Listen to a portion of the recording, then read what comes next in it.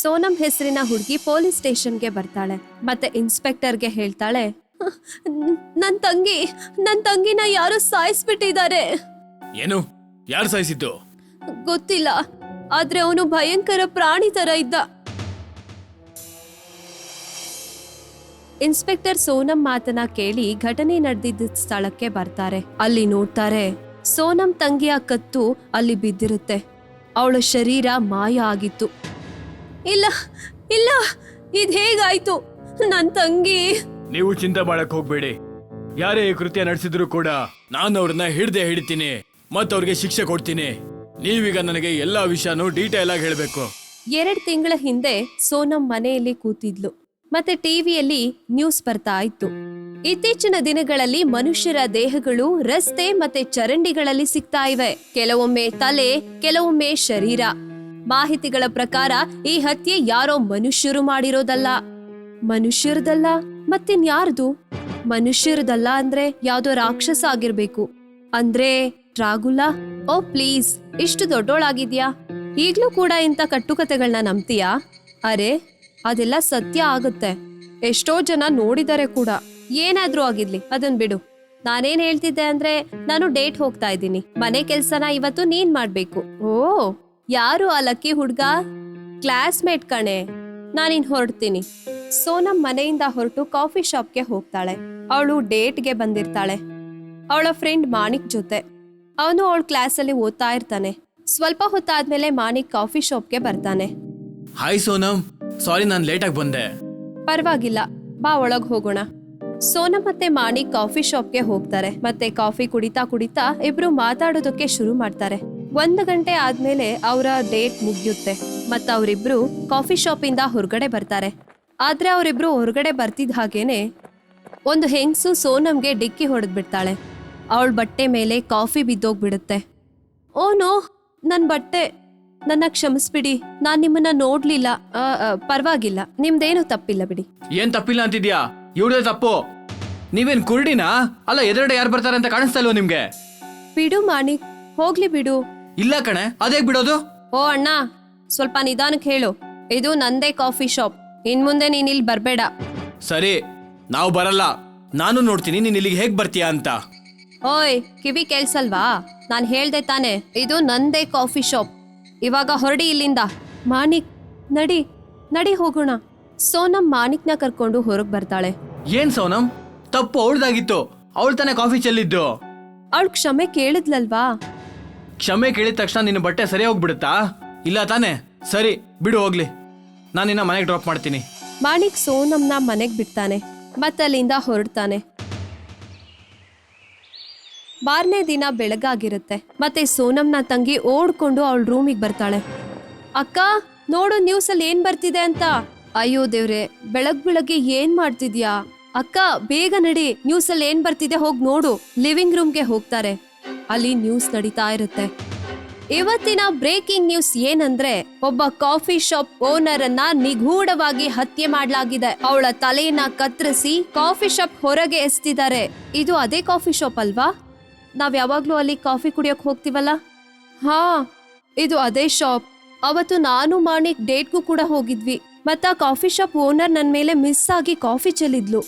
ಮತ್ತೆ ಮಾಣಿಕ್ ಅವಳ ಜೊತೆ ಜಗಳ ಆಡಿದ್ದ. ನೀವೇನ್ ಹೇಳ್ತಿದ್ದೀರಾ ಅಕ್ಕ? ಶವವನ್ನ ನೋಡ್ತಿದ್ರೆ ಅನ್ನಿಸ್ತಾ ಇದೆ ಇದು ರಾಕ್ಷಸರ ಕೆಲ್ಸ ಅಂತ. ಘಟನೆ ನಡೆದಿರೋ ಸ್ಥಳದಲ್ಲಿ ಒಬ್ಬ ವ್ಯಕ್ತಿ ಇದ್ದಾರೆ. ಅವ್ರು ಹೇಳ್ತಿದ್ದಾರೆ ಅವರು ಹತ್ಯೆ ಆಗಿದ್ದನ್ನ ನೋಡಿದ್ದಾರೆ ಅಂತ. ಬನ್ನಿ ಕೇಳೋಣ. ನಿನ್ನೆ ರಾತ್ರಿ ನಾನೊಬ್ರನ್ನ ನೋಡ್ದೆ. ಅವನು ಕಾಫಿ ಶಾಪ್ ಓನರ್ನ ಫಾಲೋ ಮಾಡ್ತಿದ್ದ. ನನ್ ಮನೆ ಕೂಡ ಅದೇ ರೋಡಲ್ಲಿತ್ತು. ಅದಕ್ಕೆ ನಾನು ಕೂಡ ಅವ್ರ ಹಿಂದೆನೆ ಹೋಗ್ತಿದ್ದೆ. ಅಚಾನಕ್ ಆಗಿ ಆ ವ್ಯಕ್ತಿ ಒಬ್ಬ ರಾಕ್ಷಸ ಆಗಿ ಬದ್ಲಾದ. ಅವನು ಕಾಫಿ ಶಾಪ್ ಓನರ್ ತಲೆನ ಕಟ್ ಮಾಡ್ಬಿಟ್ಟ. ಅದನ್ನ ನೋಡಿ ನಂಗ್ ಭಯ ಆಯ್ತು. ಅಲ್ಲಿಂದ ದೂರ ಬಂದ್ಬಿಟ್ಟೆ. ನೋಡಿದ್ರಲ್ಲ ನೀವೇ, ಈ ಮಹಿಳೆ ಸಾಕ್ಷಿ ಹೇಳ್ತಿದ್ದಾರೆ. ಅವರು ಒಬ್ಬ ವ್ಯಕ್ತಿ ರಾಕ್ಷಸ ಆಗಿ ಬದ್ಲಾಗಿದ್ದನ್ನ ನೋಡ್ದೆ ಅಂತ. ಮತ್ತವನು ಕಾಫಿ ಶಾಪ್ ಓನರ್ನ ಬರ್ಬರವಾಗಿ ಕೊಂದಿದ್ದಾನೆ. ಇದು ಸತ್ಯನಾ? ಸತ್ಯ ಆಗಿದ್ರೆ ಈ ಊರಲ್ಲಿ ಮನುಷ್ಯನ ರೂಪದಲ್ಲಿ ಒಬ್ಬ ರಾಕ್ಷಸ ಇದ್ದಾನೆ. ಮನೆಯಲ್ಲೇ ಇರಿ, ಸುರಕ್ಷಿತವಾಗಿರಿ. ಇದನ್ನೆಲ್ಲ ಕೇಳಿ ಸೋನಂ ಬೆವರೋದಕ್ಕೆ ಶುರು ಮಾಡ್ತಾಳೆ. ಸೋನಂ ತಂಗಿ ಸೋನಂಗೆ ಹೇಳ್ತಾಳೆ, ಏನಾಯ್ತಕ್ಕ, ಯಾಕಿಷ್ಟು ಎದುರುತ್ತಿದ್ಯಾ? ಏನಿಲ್ಲ. ಅಚಾನಕ್ ಆಗಿ ಸೋನಂ ಫೋನ್ ರಿಂಗ್ ಆಗೋದಕ್ ಶುರುವಾಯ್ತು. ಫೋನ್ ಚೆಕ್ ಮಾಡ್ತಾಳೆ. ಮತ್ತವಳು ನೋಡ್ತಾಳೆ ಮಾಣಿಕ್ ಫೋನ್ ಮಾಡ್ತಾ ಇರ್ತಾನೆ. ಸೋನಂ ಫೋನ್ ಪಿಕ್ ಮಾಡ್ತಾಳೆ. ಮತ್ತೆ ಮಾಣಿಕ್ ಸೋನಂಗೆ ಹೇಳ್ತಾನೆ, ಹಾಯ್ ಸೋನಮ್, ಇವತ್ ಸಂಜೆ ನನ್ನ ಪಾರ್ಕಲ್ಲಿ ಮೀಟ್ ಮಾಡ್ತೀಯಾ? ಹಾ, ನಾವಿಬ್ರು ಇವತ್ ಸಂಜೆ ಸಿಗೋಣ. ಸಂಜೆ ಆಗುತ್ತೆ. ಸೋನಂ ಪಾರ್ಕ್ಗೆ ಹೋಗ್ತಾಳೆ. ಸ್ವಲ್ಪ ಹೊತ್ತಾದ್ಮೇಲೆ ಮಾಣಿಕ್ ಕೂಡ ಅಲ್ಲಿಗೆ ಬರ್ತಾನೆ. ಸೋನಂ ಮಾಣಿಕ್ಗೆ ಒಂದು ಪ್ರಶ್ನೆಯನ್ನ ಕೇಳ್ತಾಳೆ. ಮಾಣಿಕ್, ಇತ್ತೀಚೆಗೆ ನೀನ್ ನ್ಯೂಸ್ ನೋಡ್ತಿದೀಯಾ? ಊರಲ್ಲಿ ತುಂಬಾ ಜನರ ಹತ್ಯೆ ಮತ್ತೆ ಕೊಲೆ ಘಟನೆಗಳು ನಡೀತಾ ಇದೆ. ಮತ್ತೆ ಹೀಗೂ ಹೇಳ್ತಿದ್ದಾರೆ ಅದ್ಯಾರು ಮನುಷ್ಯರು ಮಾಡಿರೋದಲ್ಲ, ಯಾರೋ ರಾಕ್ಷಸರ ಕೆಲ್ಸ ಅಂತ. ಅಯ್ಯೋ, ಅದೆಲ್ಲ ಸುಳ್ಳು ಸುದ್ದಿ ಅಷ್ಟೇ. ನಾಳೆ ಇದೇ ಜನ ಏನ್ ಹೇಳ್ತಾರೆ ಅಂದ್ರೆ ಏಲಿಯನ್ಸ್ ಬಂದು ಜನನ ಸಾಯಿಸ್ತಾ ಇದಾರೆ ಅಂತ. ಇದೆಲ್ಲ ಸುಳ್ಳು ಸುದ್ದಿಗಳನ್ನ ರಿಪೋರ್ಟರ್ಸ್ಗಳು ನ್ಯೂಸ್ ಚಾನೆಲ್ಗಳೆಲ್ಲ TRP ಜಾಸ್ತಿ ಆಗ್ಲಿ ಅಂತ ಹೀಗೆಲ್ಲ ಮಾಡ್ತಾರೆ ಅಷ್ಟೇ. ಆದ್ರೆ ಮಾಣಿಕ್, ಜನಗಳು ಸಾಯ್ತಾ ಇದಾರಲ್ವಾ? ಅವರಿಬ್ರು ಮಾತಾಡ್ತಾ ಇರುವಾಗ ಅಲ್ಲಿಗೆ ಸೋನಂ ತಂಗಿ ಬರ್ತಾಳೆ. ಸೋನಂ ತಂಗಿ ಅವಳ ಕಿವಿ ಹತ್ರ ಹೋಗಿ ಹೇಳ್ತಾಳೆ, ಅಕ್ಕ ಬೇಜಾರ್ ಮಾಡ್ಕೋಬೇಡ, ನಿನ್ ಚಾಯ್ಸ್ ತುಂಬಾ ಕೆಟ್ಟದಾಗಿದೆ. ಕೆಟ್ಟ ಚಾಯ್ಸಾ? ಯಾಕೆ? ನನ್ಗಂತದೇನ್ ಕಡಿಮೆ ಇದೆ? ನಾನು ನಮ್ಮ ಅಕ್ಕನ್ ಕಿವಿಗ್ ಹೇಳ್ದೆ, ಆದ್ರೆ ನಿಂಗ್ ಹೇಗ್ ಹೇಳಿಸ್ತು? ಅದ್ ಬಿಡು, ನೀನ್ ನನ್ಗೆ ಮೊದ್ಲೇ ಹೇಳು ನನ್ನಲ್ಲಿ ಏನ್ ಕಡಿಮೆ ಇದೆ ಅಂತ. ನೀನ್ ಮೊದ್ಲೇ ಹೇಳು ನಿನ್ನ ಅಕ್ಕನ ಕಿವಿಲಿ ಯಾಕೆ ಹಾಗೆ ಹೇಳ್ದೆ ಅಂತ. ನಾನ್ ಏನ್ ಹೇಳ್ತಿದ್ದೆ ಅಂದ್ರೆ... ಏನ್ ಹೇಳ್ತಾ ಇದ್ದೆ ನೀನು? ಹೇಳು, ಏನ್ ಹೇಳ್ತಾ ಇದ್ದೆ? ನಿಲ್ಸು ಮಾಣಿಕ್, ಅವಳು ನನ್ ತಂಗಿ. ಅರೆ ಅಕ್ಕ, ಬಿಡು ಇವನ್ನ ನೋಡ್ತಿದ್ರೇನೆ ಹುಚ್ಚ ಅನ್ಸ್ತಿದೆ. ನಿನ್ಗೆ ಇವನ್ಗಿಂತ ಒಳ್ಳೆ ಹುಡ್ಗನೇ ಸಿಗ್ತಾನೆ. ಏನ್ ಹೇಳ್ದೆ ನೀನು? ಮಾಣಿಕ್, ಅವಳನ್ನ ಹೋಗಕ್ ಬಿಡು, ನಾವ್ ನಾಳೆ ಸಿಗೋಣ. ಸೋನಮ್ ಅವಳ ತಂಗಿ ಜೊತೆ ಮನೆಗ್ ಹೋಗ್ತಾಳೆ. ರಾತ್ರಿ ಆಯ್ತು. ಸೋನಮ್ ಮತ್ತೆ ಅವಳ ತಂಗಿ ಮಲ್ಗಿರ್ತಾರೆ.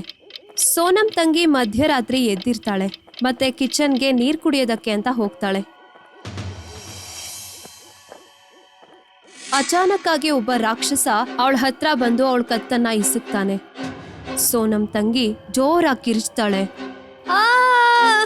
ಈ ಎಲ್ಲಾ ಘಟನೆನ ಸೋನಮ್ ಇನ್ಸ್ಪೆಕ್ಟರ್ಗೆ ಹೇಳ್ತಾಳೆ. ಹಾಗಿದ್ರೆ ನಿನಗೆ ಯಾರ ಮೇಲೆ ಅನುಮಾನ ಇದೆ? ನನ್ಗನ್ಸುತ್ತೆ ಇದು ಮಾಣಿಕ್ ಮಾಡಿರೋದಂತ. ಇನ್ನು ಶೋರ್ ಇದ್ಯಾ? ಗೊತ್ತಿಲ್ಲ. ಅವರಿಬ್ರು ಮಾತಾಡ್ತಾ ಇರ್ತಾರೆ. ಆಗ ಒಬ್ಬ ಮಂತ್ರವಾದಿ ಪೊಲೀಸ್ ಸ್ಟೇಷನ್ ಒಳಗ್ ಬರ್ತಾನೆ. ಬನ್ನಿ ಮಂತ್ರವಾದಿಗಳೇ, ಬನ್ನಿ. ನಿಮ್ಗೋಸ್ಕರನೇ ಕಾಯ್ತಾ ಇದ್ವಿ. ನೀವು ನನ್ನ ಹತ್ರ ಏನೋ ಹೇಳ್ಬೇಕು ಅಂತಿದ್ರಿ. ಯಾವ್ದೆಲ್ಲ ಶವ ನಿಮ್ಗೆ ಸಿಕ್ಕಿದ್ಯೋ? ಎಷ್ಟೆಲ್ಲ ಜನ ಈ ಊರಿಂದ ಕಾಣೆಯಾಗಿದ್ದಾರೋ? ಇದೆಲ್ಲ ಒಂದೇ ಪಿಶಾಚಿಯ ಕೆಲ್ಸ. ಅದು ಮನುಷ್ಯರ ಮಾಂಸ ತಿನ್ನುತ್ತೆ. ಅದನ್ನ ನೀವು ಗೋಲ್ ಅಂತಾನು ಕರಿಬಹುದು. ಅದು ಮನುಷ್ಯರ ಮಧ್ಯದಲ್ಲೇ ಇರುತ್ತೆ, ಮನುಷ್ಯರ ವೇಷದಲ್ಲೂ ಇರುತ್ತೆ. ಆದ್ರೆ ರಾತ್ರಿ ಆಗ್ತಿದ್ದಾಗೆ ಅದಕ್ಕೆ ಹಸುವಾಗುತ್ತೆ. ಸ್ವಭಾವದಲ್ಲಿ ಅದಕ್ಕೆ ತುಂಬಾನೇ ಕೋಪ ಇರುತ್ತೆ. ಅವುಗಳ ಕಣ್ಣು ತುಂಬಾ ದೂರ ತನಕ ಕಾಣಿಸುತ್ತೆ, ಮತ್ತೆ ಕಿವಿಗಳಿಗೆ ಸೂಕ್ಷ್ಮವಾದ ಮಾತುಗಳು ಕೂಡ ಕೇಳಿಸುತ್ತೆ. ಮಂತ್ರವಾದಿಗಳೇ, ಅವುಗಳನ್ನ ಹಿಡಿಯೋದಕ್ಕೆ ನಿಮ್ಮ ಹತ್ರ ಯಾವ್ದಾದ್ರು ಉಪಾಯ ಇದೆಯಾ? ಖಂಡಿತವಾಗ್ಲೂ ಇದೆ. ಅದ್ಯಾವ್ದು ಅಂತ ಕಂಡುಹಿಡಿಬೇಕು. ಆಮೇಲೆ ಬೆಳಗ್ಗೆ ಹೋಗಿ ಅದನ್ನ ಬಂಧಿಸ್ಬೇಕು. ಆದ್ರೆ ರಾತ್ರಿ ಆಗೋದಕ್ಕೂ ಮುಂಚೆ ಅದನ್ನ ಹಿಡಿಬೇಕು. ಮತ್ತೆ ಸೂರ್ಯೋದಯ ಆಗೋದಕ್ಕೂ ಮುಂಚೆ ಅದನ್ನ ಸಾಯಿಸ್ಬೇಕು. ಇಲ್ಲ ಅಂದ್ರೆ ಅದು ನಿಮ್ಗಳನ್ನ ಸಾಯಿಸ್ಬಿಡುತ್ತೆ. ಮಂತ್ರವಾದಿ ಮಾತನ್ನ ಕೇಳಿ ಸೋನಮ್ ಮತ್ತೆ ಇನ್ಸ್ಪೆಕ್ಟರ್ ಮಾಣಿಕ್ ಮನೆಗ್ ಬರ್ತಾರೆ. ಆದ್ರೆ ಅವರಿಂದ ಒಂದು ತಪ್ಪಾಗಿರುತ್ತೆ. ಏನಂದ್ರೆ ಅವರು ಮಧ್ಯರಾತ್ರಿ ಅವನ್ ಮನೆಗ್ ಹೋಗ್ತಾರೆ. ಇನ್ಸ್ಪೆಕ್ಟರ್ ಮಾಣಿಕ್ ಮನೆ ಬಾಗ್ಲನ್ನ ಬಡಿತಾರೆ. ಮತ್ತೆ ನೋಡ್ತಾರೆ ಡೋರ್ ಓಪನ್ ಆಗೇ ಇರುತ್ತೆ. ಇನ್ಸ್ಪೆಕ್ಟರ್ ಸೋನಮ್ಗೆ ಹೇಳ್ತಾರೆ, ಈ ಮಾಣಿಕ್ ನ ಮನೆ ಬಾಗ್ಲು ಅರ್ಧರಾತ್ರಿಲಿ ಯಾಕೆ ಓಪನ್ ಇದೆ? ಗೊತ್ತಿಲ್ಲ. ಸೋನಮ್ ಮತ್ತೆ ಇನ್ಸ್ಪೆಕ್ಟರ್ ಅವನ್ ಮನೆಗೆ ಹೋಗ್ತಾರೆ ಮತ್ತೆ ಒಳಗ್ ಹೋಗ್ತಾ ಇರ್ತಾರೆ. ಇನ್ಸ್ಪೆಕ್ಟರ್ ಇಡೀ ಮನೆಯನ್ನ ಹುಡುಕ್ತಾರೆ. ಆದ್ರೆ ಅವ್ರಿಗೆ ಮಾಣಿಕ್ ಎಲ್ಲೂ ಕಾಣಿಸೋದಿಲ್ಲ. ಆಗ ಅವರಿಗೆ ಯಾರೋ ತಿಂತಾ ಇರೋ ಶಬ್ದ ಕೇಳಿಸುತ್ತೆ. ಸೋನಮ್, ಕಿಚನ್ ಇಂದ ಏನೋ ಶಬ್ದ ಬರ್ತಾ ಇದೆ. ಇನ್ಸ್ಪೆಕ್ಟರ್ ಅವರ ಪಿಸ್ತೂಲ್ ಅನ್ನ ತಗೊಂಡು ಕಿಚನ್ ಕಡೆ ಹೋಗ್ತಾರೆ. ಅವರಿಬ್ರು ಕಿಚನ್ ಕಡೆ ಹೋಗ್ತಾ ಇರುವಾಗ ಅವ್ರು ನೋಡ್ತಾರೆ ಮಾಣಿಕ್ ಒಬ್ಬ ವ್ಯಕ್ತಿಯ ಶರೀರವನ್ನ ತಿಂತಾ ಇರ್ತಾನೆ.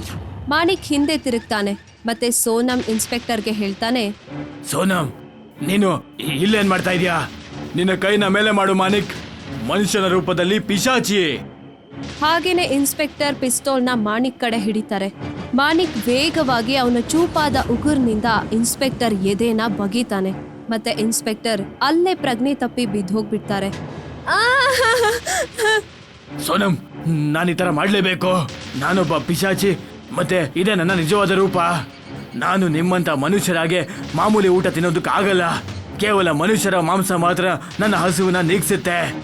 ಇನ್ಸ್ಪೆಕ್ಟರ್ ತಕ್ಷಣ ಅಲ್ಲಿಂದ ಎದ್ದೇಳ್ತಾರೆ ಮತ್ತೆ ಕಿಚನ್ ಅಲ್ಲಿ ಇಟ್ಟಿರೋ ಚಾಕುನಿಂದ ಮಾಣಿಕ್ ಕತ್ತನ್ನ ಕುಯ್ದು ಬಿಡ್ತಾರೆ. ಅವನನ್ನ ಸಾಯಿಸೋದಕ್ಕೆ ಬೇರೆ ಯಾವ್ದು ಮಾರ್ಗ ಇಲ್ವೋ ತಾಂತ್ರಿಕರೇ? ಇದೇ ಕಣಪ್ಪ. ಆದ್ರೆ ನಮ್ಮಂತ ಮನುಷ್ಯರಿಗೆ ಅದು ಕಷ್ಟ ಆಗುತ್ತೆ. ಅವನ್ನ ಸಾಯಿಸ್ಬೇಕು ಅಂದ್ರೆ ಅವನ ತಲೆನ ಅವನ ದೇಹದಿಂದ ಬೇರೆ ಮಾಡ್ಬೇಕು.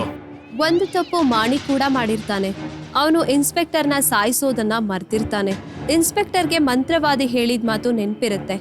ಮತ್ತವರು ಆ ರಾಕ್ಷಸನ್ನ ಸಾಯಿಸ್ತಾರೆ. ಮತ್ತೆ ಊರಲ್ಲಿ ಆಗೋ ಹತ್ಯೆಗಳನ್ನ ನಿಲ್ಲಿಸ್ತಾರೆ.